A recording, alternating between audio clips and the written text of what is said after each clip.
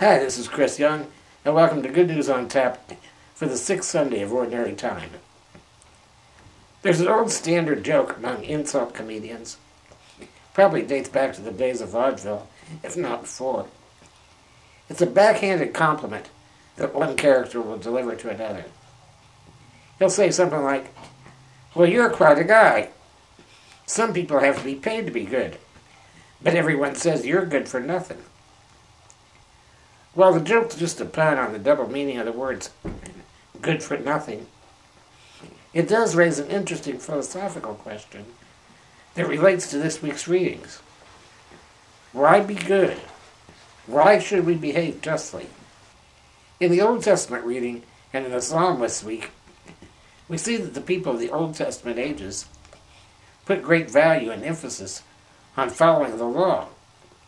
The first reading says, "If you choose, you can follow the commandments, and they will save you." The Psalms tells us that if we follow the law of the Lord, we'll be blessed. And it asks God to help us to understand the law, that we may follow it. It prays for discernment, that we may observe the law and keep it in our heart. Contrast that in some ways with the New Testament second reading, which talks about a new kind of wisdom. A wisdom that is in touch with the wisdom of God, that goes beyond wisdom of ages past. Next we have Jesus continuing in the Sermon on the Mount. Jesus begins this section of the sermon by reaffirming the essential nature of law. He's adamant in no uncertain terms that even the tiniest letter of the law will endure till the end of time. Not only those who break the law, but those who teach others to break it will be least in the kingdom. And conversely, those who obey the law and teach the commandments will be the greatest. Now, naturally, the Pharisees thought themselves to be among the greatest of God's children because they were so fanatical about the law. So they might see this as an affirmation of their legalistic attitude. But the very next sentence, Jesus shoots them down. He says, "Unless your righteousness surpasses the Pharisees, you will not enter the kingdom of heaven." Say what?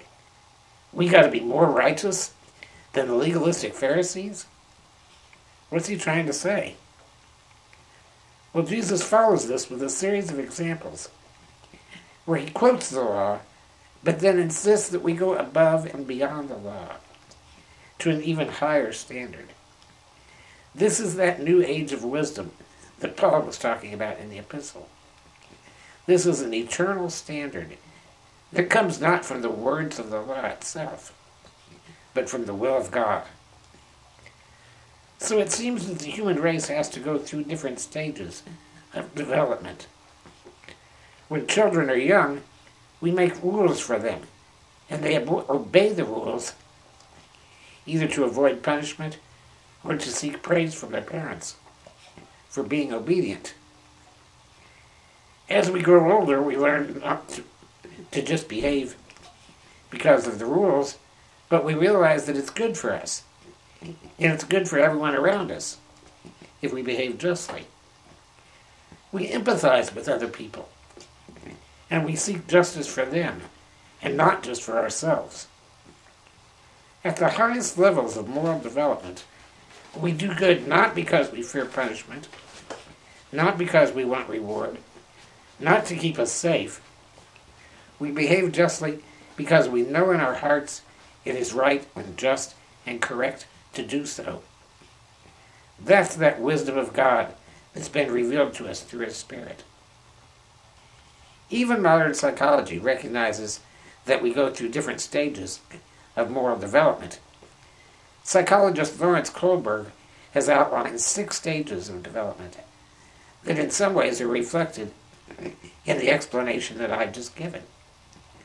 While it's true sometimes we just drive the speed limit so we don't get a ticket, when it comes to really important decisions, we need to seek the highest levels of moral judgment, to seek the wisdom of God, and to do what is right, not out of fear of punishment, not out of a hope of reward, but to do good for goodness sake.